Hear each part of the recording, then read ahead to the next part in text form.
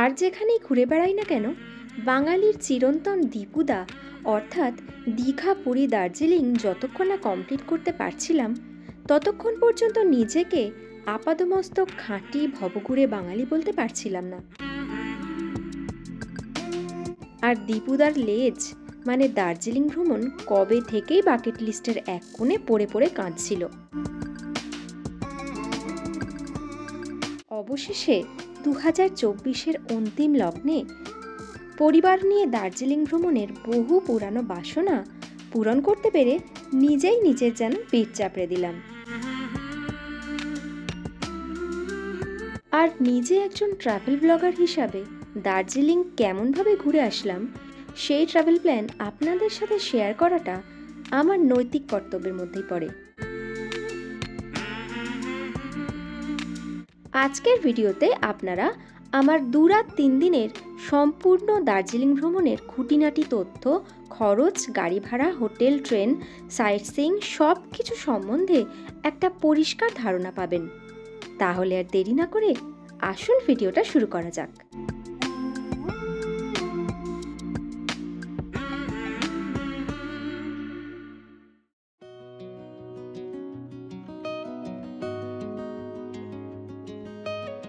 দার্জিলিং যাবার জন্য একাধিক ভালো ভালো ট্রেন আছে শিয়ালদা থেকে। আপনার সুবিধে অনুযায়ী ট্রেন চুজ করুন। স্লিপারের ভাড়া পড়বে 350 থেকে 500-র মধ্যে, আর এসির ভাড়া পড়বে 1000 থেকে 1500-এর ভিতর। সব ট্রেন মোটামুটি 10 থেকে 12 ঘন্টার মধ্যে আপনাকে পৌঁছে দেবে এনজেপি। আমরা গিয়েছিলাম তিস্তা তোরসা এক্সপ্রেসে। বিকেল 3টের সময় শিয়ালদা থেকে ছেড়ে এনজেপি পৌঁছায় রাত 2:10-এ। তিস্তা তোরসা এক্সপ্রেসে যাত্রার অভিজ্ঞতা নিয়ে ফুল ব্লগ রয়েছে আমার চ্যানেলে, আই বাটনে যার লিংক দিয়ে দিলাম। এনজেপি নেমে স্টেশনের বাইরে প্রচুর গাড়ি পেয়ে যাবেন। যাওয়া আসা আর সাইট সিইং ফুল বুকিং করে নিতে পারবেন। বার্গেনিং অবশ্যই করবেন। এছাড়া আপনি যে হোটেল বুক করেছেন সেখানেই থাকা খাওয়ার সাথে দার্জিলিং আপ ডাউন আর ঘোরা ফুল বুক করে নিতে পারেন। তবে নিজেরা যদি এনজেপি থেকে গাড়ি বুক করেন সেক্ষেত্রে ভাড়া কিছুটা কম পড়তে পারে।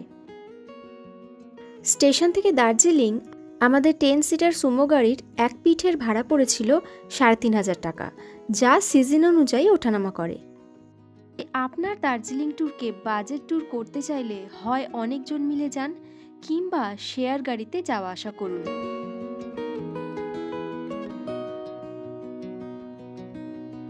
এনজেপি থেকে দার্জিলিং যাবার পথে ছোট্ট করে কার্শিয়াংয়ের কিছু সাইট সিইং করে নিন।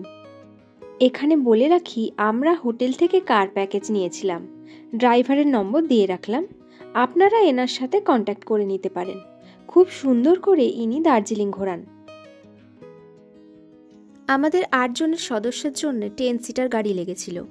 ছোট গাড়ির ভাড়া সব ক্ষেত্রেই 1000 থেকে 1500 টাকা কম পড়বে। সিজন অনুযায়ী একটু ভাড়ার হেরফের হতে পারে, এটা মাথায় রাখবেন। তবে আপনারা সদস্য সংখ্যায় বেশি হলে গাড়ি ভাড়াটা গায়ে লাগে না একদম। I love Kurseong view point, Giddapahar, Hanuman top, Dow Hill park, Dow Hill eco tourism spot ইত্যাদি দেখে নিন, আর ব্রেকফাস্ট পথেই সেরে নিন। এছাড়াও হাতে সময় থাকলে দেখে নিতে পারেন ইগলস ক্র্যাগ আর টয় ট্রেন স্টেশন। এরপর সুন্দর পাহাড়ি গ্রাম্য রাস্তার মেঘ কুয়াশা ভরা মায়ায় হারিয়ে যেতে যেতে পৌঁছে যান chimney village, chimney eco park. সকাল থেকে ঘুরে দুপুরবেলা পাইন ঘেরা পথের মাদকতা উপলব্ধি করতে করতে সোনাদা ঘুম স্টেশন পেরিয়ে পৌঁছে যান আপনার গন্তব্য দার্জিলিং।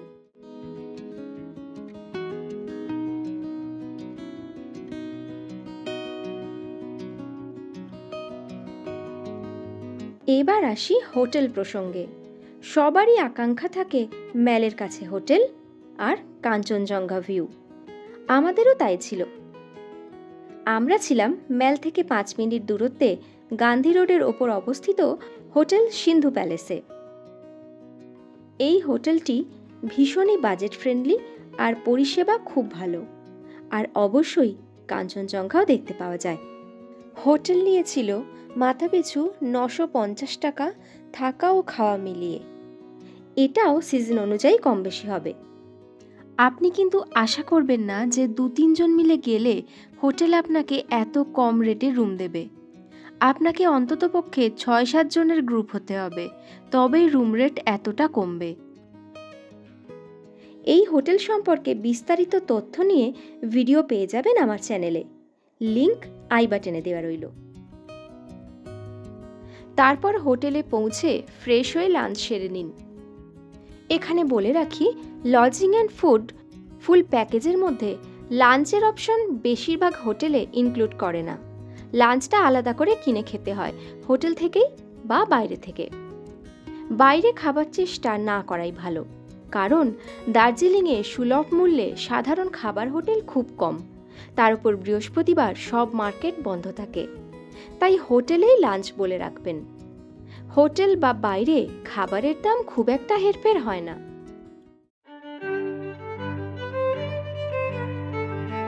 এরপর ভালো করে রেস্ট নিয়ে ট্রেন জার্নির ধকল সারিয়ে ঘুরে বেড়ান দার্জিলিং ম্যাল। আমার হোটেলটা হচ্ছে গান্ধী রোডে। গান্ধী রোড থেকে ম্যাল মার্কেট বেশ খানিকটা হাঁটতে হয়, মোটামুটি 7-8 মিনিটের হাঁটা পথ। তো আর দার্জিলিংয়ের এই রাস্তায় হাঁটতে কার না ভালো লাগে, আমার তো ভীষণ ভালো লাগে। আর গান্ধী রোড থেকে ম্যাল মার্কেটের যে রাস্তাটা, সেটা মোটামুটি স্ট্রেট একটা রোড, উঁচু নিচু খুব একটা নয়, আর হাঁটতে কষ্টও হয় না। আর যা ঠান্ডা বলার কথা নয়, মারাত্মক ঠান্ডা, এসেই পুরো জমে গেছি। আর হাঁটতে বেশ ভালো লাগছে, কারণ হাঁটলে গাটা গরম হয়ে যাচ্ছে, তাই না? তবে হ্যাঁ, আমরা যে সময়টা এসেছিলাম তখন যতটা ঠান্ডা লাগছিল তার থেকে কিন্তু এখন অনেকটা মানে গা সওয়া হয়ে গেছে, ভালো লাগছে খুব।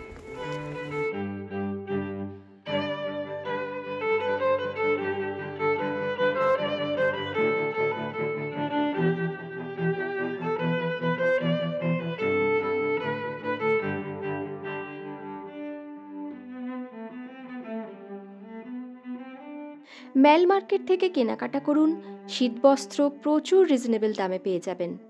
এছাড়াও বিভিন্ন ধরনের ঘর সাজানোর জিনিস পাবেন, ভালো কোয়ালিটির দার্জিলিং চা এখানে পেয়ে যাবেন। আর ইচ্ছে হলে পকেট সায় দিলে গ্লেনারিসে একটু ঢু মেরে টুকটাক খাবার টেস্ট করে দেখে নিন।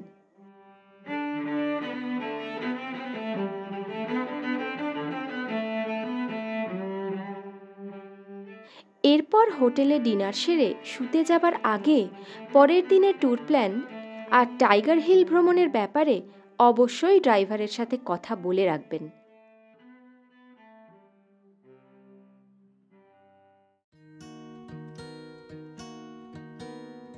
পরের দিন যতটা পারেন ভোর ভোর উঠে অন্ধকার থাকতেই রওনা দিন টাইগার হিল সানরাইজ দেখতে। এখানে কিন্তু প্রচুর ভিড় হয়, আগে ভাগে আসবেন। মনে রাখবেন, টাইগার হিল কিন্তু অনেকটাই হাই অল্টিটিউড, তাই বয়স্ক মানুষজন শরীর বুঝে যাবেন। আর সঙ্গে করে জল, দরকারি ওষুধ আর কিছু শুকনো খাবার রাখবেন। দুর্ভাগ্যবশত টাইগার হিলে আবহাওয়া খারাপ থাকার জন্যে আমরা কিন্তু কাঞ্চনজঙ্ঘার ওপর সূর্যের প্রথম কিরণ ছড়িয়ে পড়ার অপূর্ব দৃশ্য দেখতে পাইনি।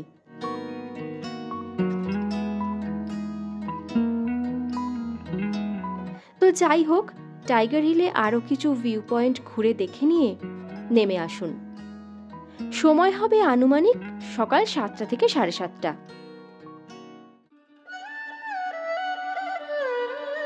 ফিরতি পথে দেখে নিন ঘুম মনাস্ট্রি, বাতাসিয়া লুপ আর রক গার্ডেন। এই 3টে স্পট একই দিকে পড়ে। ঘুম মনাস্ট্রি দার্জিলিংয়ের সবচেয়ে পুরানো টিবেটান বুদ্ধিস্ট মনাস্ট্রি, যেখানে আছে বুদ্ধের বিশালাকার মূর্তি।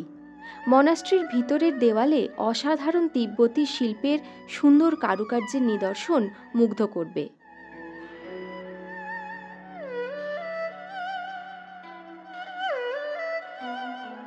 এরপর চলে আসুন বাতাসিয়া লুপ। এখানে প্রবেশ মূল্য মাথাপিছু 50 টাকা করে। বাতাসিয়া লুপ সকাল 6টা থেকে বিকেল 5টা অবধি খোলা থাকে।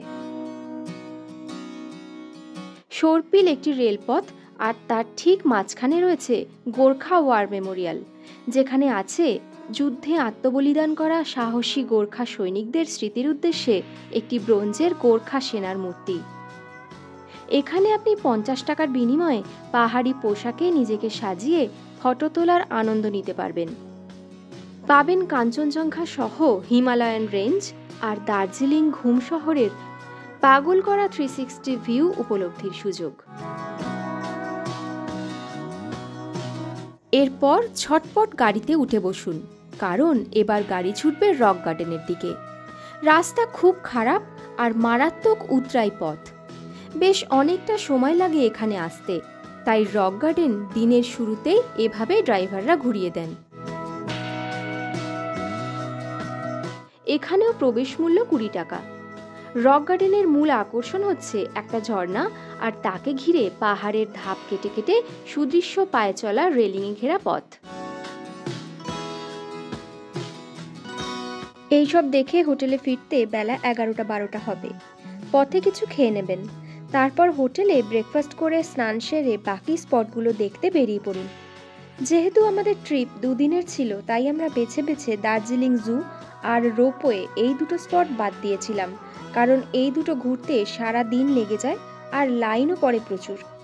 আপনারা হাতে আরও একটা দিন রাখবেন যাতে এই দুটো স্পট ভালো করে ঘুরতে পারেন। প্রথমে যান পিস প্যাগোডা ও জাপানিজ টেম্পল, পাশাপাশি দুটো জাপানিজ স্থাপত্য। হিরোশিমা নাগাসাকির ধ্বংসলীলার ভয়াবহতার পর শান্তি স্থাপনের উদ্দেশ্যে গোটা বিশ্বজুড়ে এই রকম শান্তিস্তূপ বানানো হয়েছিল। পিস প্যাগোডাতে গৌতম বুদ্ধের 4টি অবতারের মূর্তি স্থাপিত আছে। দারুণ পিসফুল একটা জায়গা, আর এখানে ভিড়ও নেই। সকাল থেকে আকাশ রীতিমতো মেঘাচ্ছন্ন, মেঘ কুয়াশা খুবই ভালো লাগে আমার, সেটা নিঃসন্দেহে। কিন্তু দার্জিলিংয়ের মতো জায়গায় এসে যদি কাঞ্চনজঙ্ঘা দেখা না পাই তাহলে মনটা খারাপও হয়ে যায়। চেয়েছিলাম একবার অন্তত কিছুক্ষণের জন্য অন্তত কাঞ্চনজঙ্ঘার পুরো ছবিটা দেখতে, কিন্তু সেটা এখনো হচ্ছে না, দেখতে পাচ্ছি না। রোদ বলে আকাশ মাঝে মাঝে হয়েছিল কালকে, আজকেও হয়েছিল সকালের দিকটা, কিন্তু কাঞ্চনজঙ্ঘার দিকটা একদম জমাট বাঁধা মেঘ ছিল। এরপর চলে আসুন একটা সুন্দর জায়গায়, যার নাম হচ্ছে রংনিত টি গার্ডেন। এখান থেকে রোড সাইড স্টলে বিভিন্ন ধরনের চা খেয়ে টেস্ট করে দেখতে পারেন আর কিনতেও পারেন। রিজনেবল দামে চা বিক্রি হচ্ছে।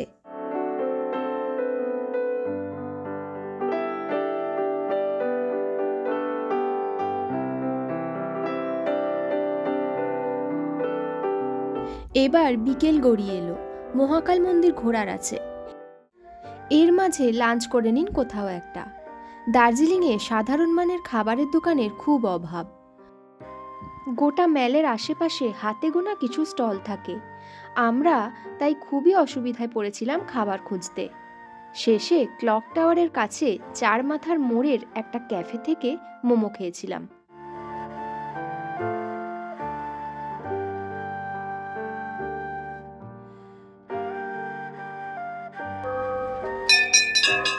আজকের শেষ গন্তব্য হলো মহাকাল মন্দির। ম্যালের পিছন দিকেই অবজারভেটরি রোডের ওপর এই মন্দির। পায়ে হেঁটে অনেকটা ওপরে উঠতে হয়।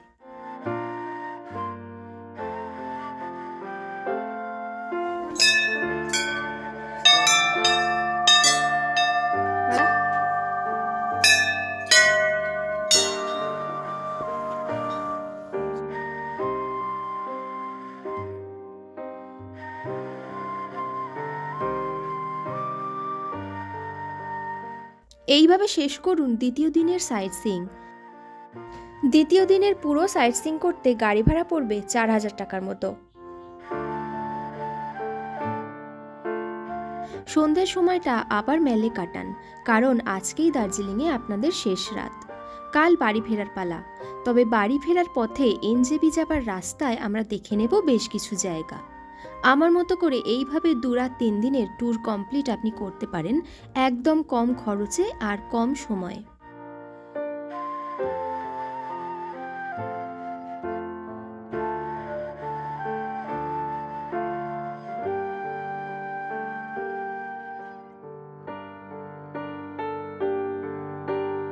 তৃতীয় দিন মিরিক সীমানা হয়ে এনজেপি পৌঁছতে গাড়ি নেবে 4000 টাকা, কারণ এই পথের দূরত্ব বেশি। সব কিছু ঘুরে স্টেশন পৌঁছাতে সারা দিন লেগে যায়। আজ যতটা সকাল সকাল হোটেল থেকে ব্রেকফাস্ট সেরে চেক আউট করতে পারবেন, ততই সুন্দরভাবে সারাদিন ঘুরতে ও সব স্পট দেখতে পারবেন।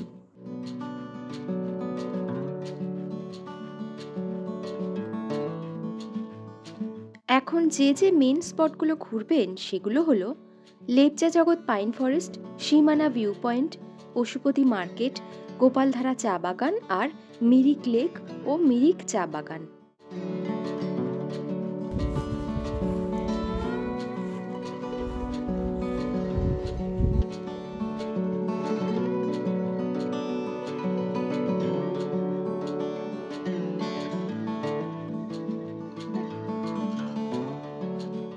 এর মধ্যে সবচেয়ে ভালো অবশ্যই লাগবে সীমানা ভিউ পয়েন্ট।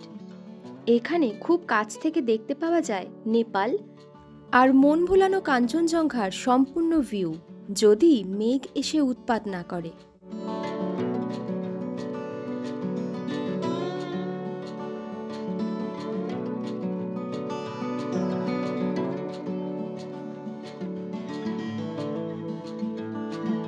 আর আজকের বিশেষ স্পট হচ্ছে নেপালের পশুপতি মার্কেট। ভারত নেপাল বর্ডারে পশুপতি ফটক পেরিয়ে চেকপোস্টে আধার কার্ড দেখিয়ে তবেই এখানে আসতে পারবেন।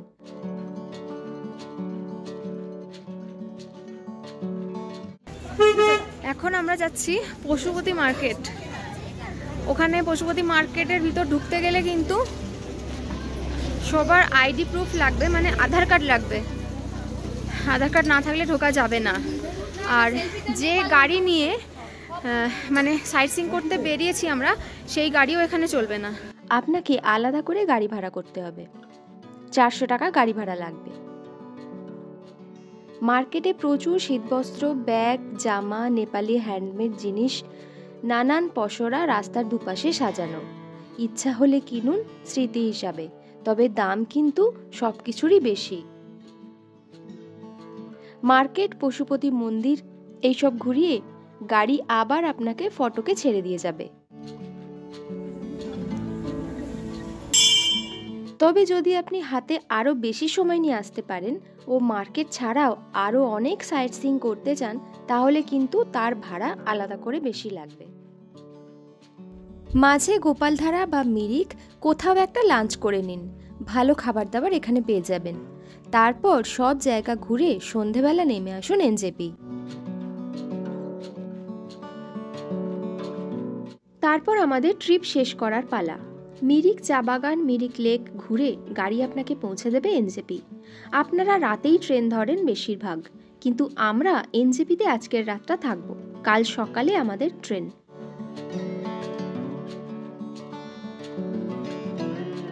ট্রেন ভাড়া আর এনজেপিতে এক রাত থাকা খাওয়ার খরচ বাদে দার্জিলিংয়ে 2 রাত 3 দিনের হোটেল, খাওয়া দাওয়া, গাড়ি ভাড়া মিলিয়ে 8 জনের মাথাপিছু খরচ হয়েছিল 3700 টাকার মতো।